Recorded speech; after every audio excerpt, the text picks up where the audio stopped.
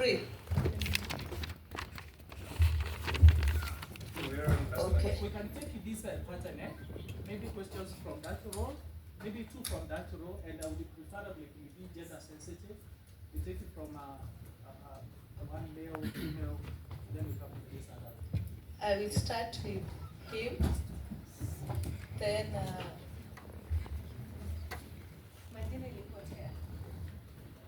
one, two, then Alan. There is no ladies ladder. So we start with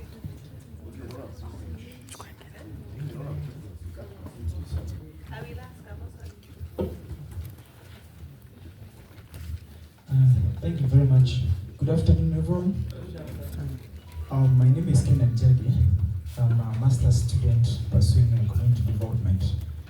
And from your presentation, we get to understand that the major contributor of children going to the street is parenting styles, and of course the happenings at the family setup, especially the violence and the fights and the stuffs. So what do you think could be the solution to how parents behave, which drive the children to escape from their original families to the streets? Thank you.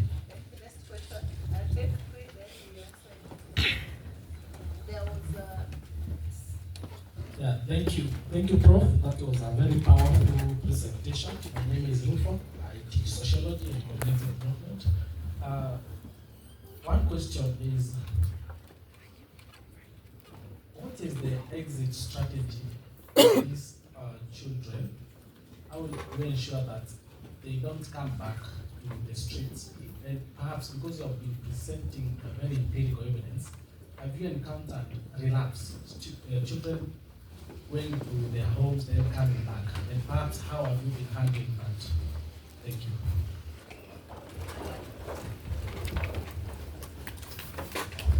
Thank you. I'm Dr. Alan. I teach Kiswahili. And two quick ones, Prof. One, you talked, you said that we need to correct the Mercedes hierarchy, which is a model we have trusted for so long. I don't know, we should do away with it or what? And what should replace it? Secondly, what is your position on the handouts we do to the street kids? Because sometimes we see them, we give them maybe something to eat and all that. Does that encourage? Is it an intervention measure, or what should I be doing? So those are the three. Okay, let's have one. My name is Christine Gatwiri. I'm a probation officer.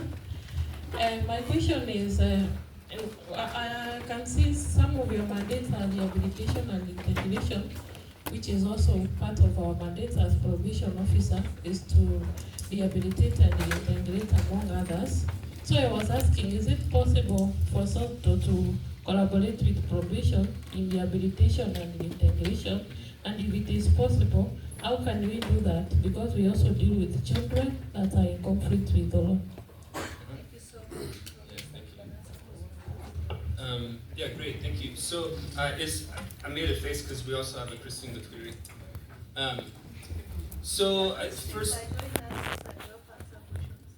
First on parenting behavior, and maybe I'll go back to this because I don't want to only address parenting behavior. I want to talk about the model in reference to that. Let's see, this later. Maybe I won't do it actually. Let's see.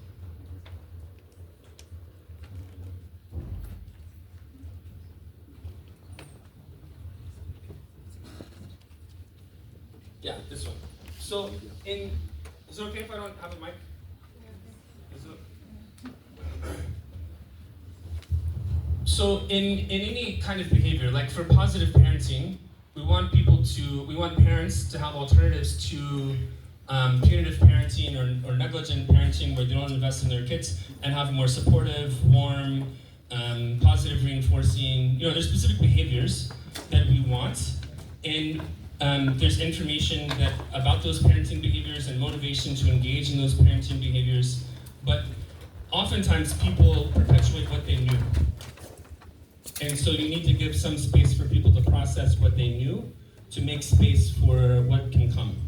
And this is part of what we mean by social capital in the context of behavioral promotion, is that people, if they have a place to trust, a place to work through their norms, sometimes these microfinance groups have been called norm incubators, like we want something new because we knew this. So what's the new thing that we want? We don't want this, but we don't know yet what we want. So we do bring in the positive parenting program from the national government, and we deliver it. It comes after the Pathways of Flourishing curriculum, which is more foundational. So the willingness to engage in positive parenting or any kind of behavior comes from a place of being able to see something better that you could be doing. And that requires you to have some awareness of what you're currently doing to create space. So that's both a social and like an inner awareness thing. So we try to cultivate that with the Pathways to Flourishing curriculum, and then that prepares communities for other curricula that may come in. And I'm just saying that there's a lot of curricula that exists for this or that thing.